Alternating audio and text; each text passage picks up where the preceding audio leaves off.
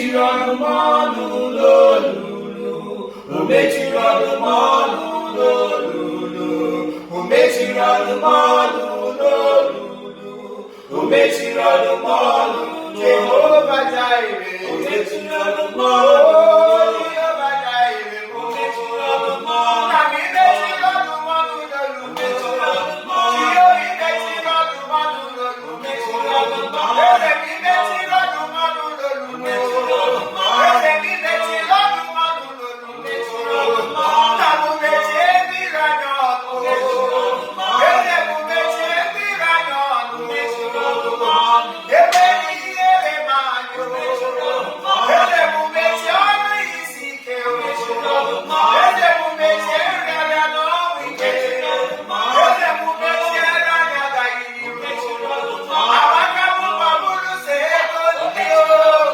Jehova mechiere m ha ọnụ, mechiri ọnụ m ọnụ o nwere ndị iro na-atụrụ maka eze m mechiere m ọnụ o nwere onye si na ya agaghị adị ndụ taa Jehova m mechiere m ọnụ Jehova nwere ndị na-acha gị ka ha eze m mechiere m ọnụ n'olulu eze m onye na-atụ maka ọjọ Jehova bulie elu mgbe mara onye na-eme mma o mechiri ọnụ m ọnụ Jehova Shama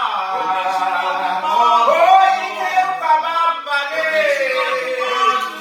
onye ukwu nọ mara bụ ihe dịka gị agbala onye dịka gị ga-abụrụ m chi bata n'ezinụlọ m eze m bata n'ime ezinụlọ m Jehova bata n'ime ezinụlọ m eze m bata n'ime ezinụlọ m mmadụ mechiela n'ihi isi kọnụ eze m gbamechielu n'arawa maka machiri eze m gburugburu kpolokpolo nna m bụrụ elu bụ mere mara Jehova isi onye mmanụ jemanụ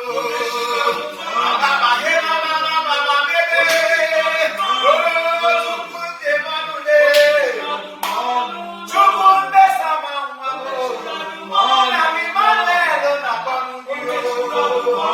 Adamu na Zigide ude mechiere mmiri ọnụ mụ na ezinụlọ m Jehova bulie ebubere anya ya n'olulu nwere ihe nyere Chineke omume ihe ọbụla Chineke na-amaghị agaghị eme na ndụ anyị. For today, Father, we pray you arise against all our enemies.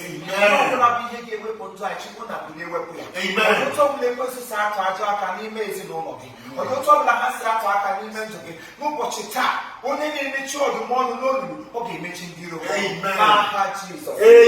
Onye ga-abụ nke anyị amamihe anyị ebiela onye ọbụla ga-ama gị ikpe, onye ọbụla ga-atụ gị aka ọjọọ, onye ọbụla ga-ebulite imegide gị, onye ọbụla ga-aga ije ọjọọ n'aha gị n'eziokwu ha ga-ebuli na ndụ mana ha ga-alọta n'aha Jizọs. Onye onye anyị mere ihe ọjọọ, onye anyị mejọrọ ya mee anyị ya gaziere mana ọ bụrụ na onwere onye anyị mejọrọ onye ahụ chiere anyị Chukwu na bụrụ ihe niile ha chere anyị bughachiri ha mechiere anyị ọdụm ọnụ n'olu ihe isi ike niile emekwa obodo anyị na-ada gburugburu tigbuo ozugbo abalị anyị na-ehi ụra anyị bụrụ ofu anya mechaa ya emepe ofu anya Chineke nna anyị na-asị ka ị lụọrọ anyị ọgụ gbuoro anyị agha zoro ezo, gbuoro anyị agha zoro ezo, gbuoro anyị agha zoro ezo n'aha Jizọs. Thank you, Jesus. Cover all of you with the blood of Jesus. Cover our families with the blood of Jesus. May the blood of Jesus preserve us now to the end of time in Jesus' name. Amen. We love you all. We love you all. We love you all. We have nothing to offer than this. We keep on praying for you just as you do to us. You pray for us all the time, and here we are praying for you. We pray that good Lord will open good ways for you. As you step out today for something better, blessings will follow you. You never lack anything because we are serving a living God. So, sure for you.